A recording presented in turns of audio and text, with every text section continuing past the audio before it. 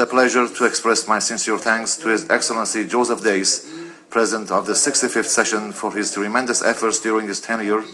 I also would like to congratulate His Excellency Nasser Abdul Aziz on his election as the President of the 66th session.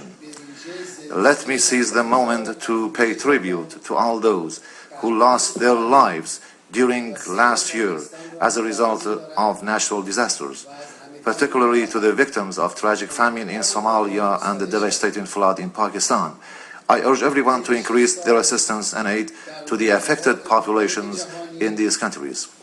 Over the past years, I spoke about different global issues and the need to introduce fundamental changes in the current international order. Today, considering the international developments, I will try to analyze the present situation from a different angle. All you know, the dominance and superiority of human beings over other creatures lie in the very nature and the truth of humankind. This is a divine gift and a manifestation of the divine spirit, embodying faith in God, who is the everlasting creator and planner of the entire universe. Showing compassion to others, generosity, justice-seeking, and having integrity both in words and in deeds. The quest for dignity to reach the pinnacles of perfection, the aspiration to elevate one's material and spiritual status, and the longing to realize liberty. Defying oppression, corruption, and discrimination, in contrast to supporting the oppressed. Seeking happiness and lasting prosperity and security for all. These are some of the manifestations of common divine and human attributes, which can clearly be seen in the historical aspirations of human beings as reflected in the heritage of our search for art and literary works, both in prose and poetry, and in the socio-cultural and political movements of human beings in the course of history. All divine prophets and social reformers invited human beings to tread on this righteous path. God has given dignity to humankind to elevate his status, to assume his successor role on earth. Dear colleagues and friends, Mr. President, it is vividly clear that despite all historical achievements, including creation of the United Nations, that was a product of untiring struggles and efforts of free-minded and justice-seeking individuals, as well as the international cooperation. Human societies are yet far from fulfilling their noble desires and aspirations. Most nations of the world are unhappy with the current international circumstances, and despite the general longing and aspiration to promote peace, progress, and fraternity, wars, mass murder, widespread poverty, and socio-economic and political crisis continue to infringe upon the rights and sovereignty of nations, which leave behind irreparable damage worldwide against all nations in the world. Approximately 3 billion people of the world live on less than $2.5 a day, and over 200 million people even live without having even one sufficient meal on a daily basis. 40% of the poorest world populations only share 5% of the global income, while 20% of the richest people share 75% of economic earnings worldwide. More than 20,000 innocent and destitute children die every day in the world because of poverty.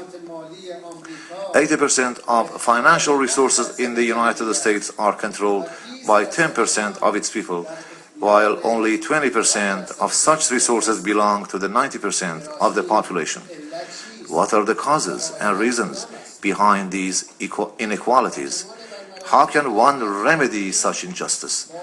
Those who dominate and run centers of global economic power put the blame on people's aspiration for religion and the pursuit of the path of divine prophets, or on the weakness of nations and the ill performance of a number of groups or individuals. They claim that only their views, approaches, or prescriptions can save humanity and the world economy. Dear colleagues and friends, don't you think that the root cause of the problems must be sought in the prevailing international order or the way the world is governed? I would like to draw your kind attention to the following questions. Who abducted forcefully tens of millions of people from their homes in Africa and other regions of the world during the dark period of slavery, making them a victim of their materialistic greed in the United States and in Europe? Who imposed colonialism for over 4 centuries upon this world,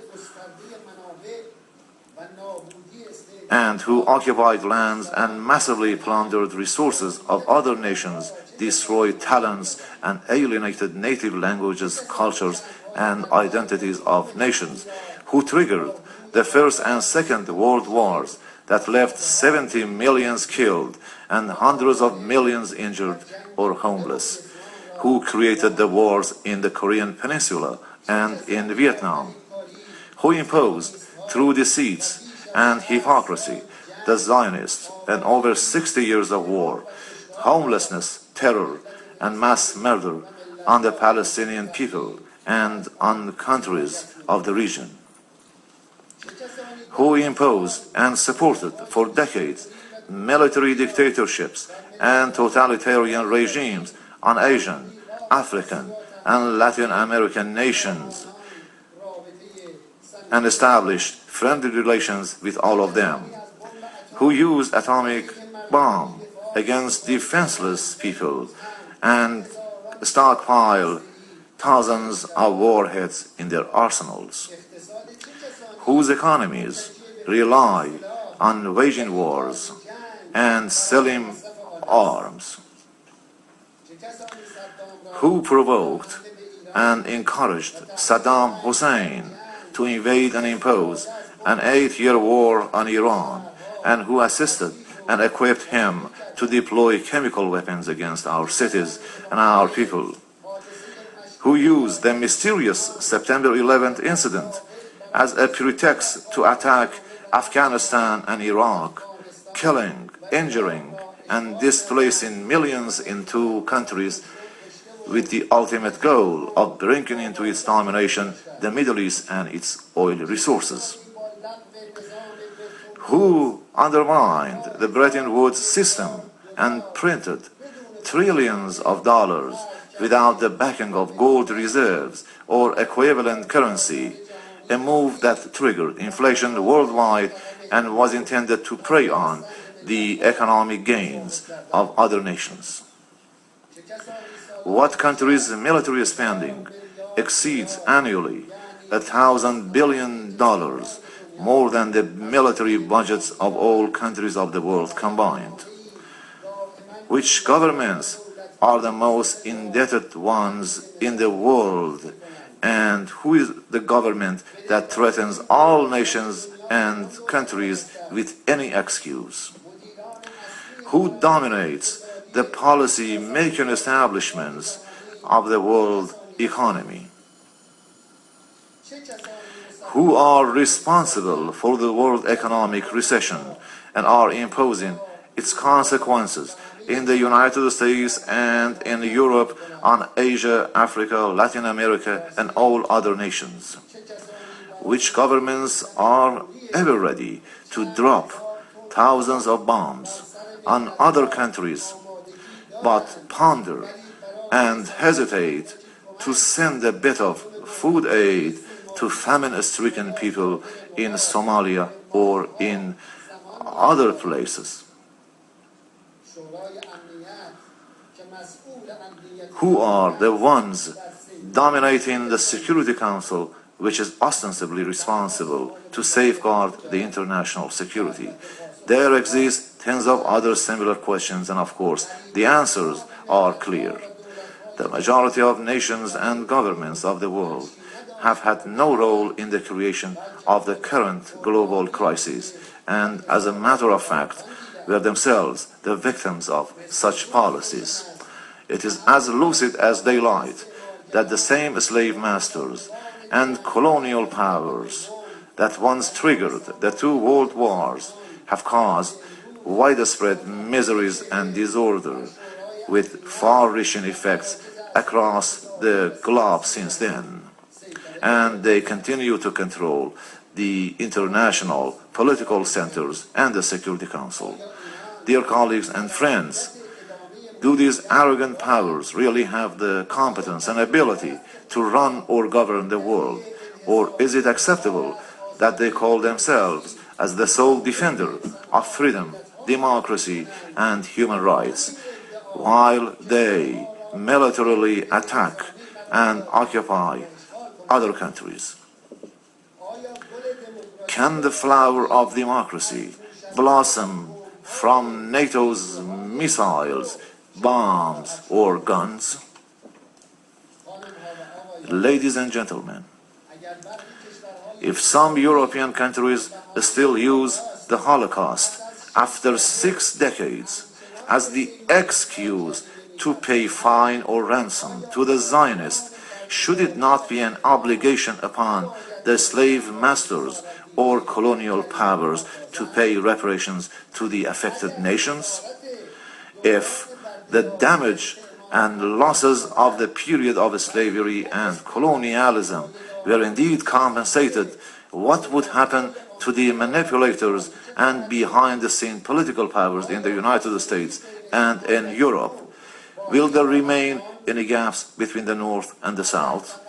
If only half of the military expenditures of the United States and its allies in NATO is cut to help solve the economic problems in their own countries, will they be witnessing any symptom of the economic crisis? What would happen if the same amount is allocated to poor nations? What is the justification for the presence of hundreds of US military and intelligence bases in different parts of the world, including 268 bases in Germany, 124 in Japan, 87 in South Korea, 83 in Italy, 45 in the United Kingdom, and 21 in Portugal, and hundreds of bases in other parts of the world? Does this mean anything other than military occupation? Don't the bomb deployed in the state bases undermine the security of other nations? Ladies and gentlemen, the main question is the search for the root cause of such attitudes. The prime reason should be sought in the beliefs and tendencies of the establishment. An assembly of people in contradiction with the inner human instincts and disposition, who also have no faith in God and in the path of the divine prophets, replace their lust for power and materialistic ends with heavenly values. To them only power and wealth prevail, and every attempt must bring into focus these sinister goals. Oppressed nations have no hope to restore or protect their legitimate rights against these powers. These powers seek their progress, prosperity, and dignity through the poverty, humiliation, and annihilation of others.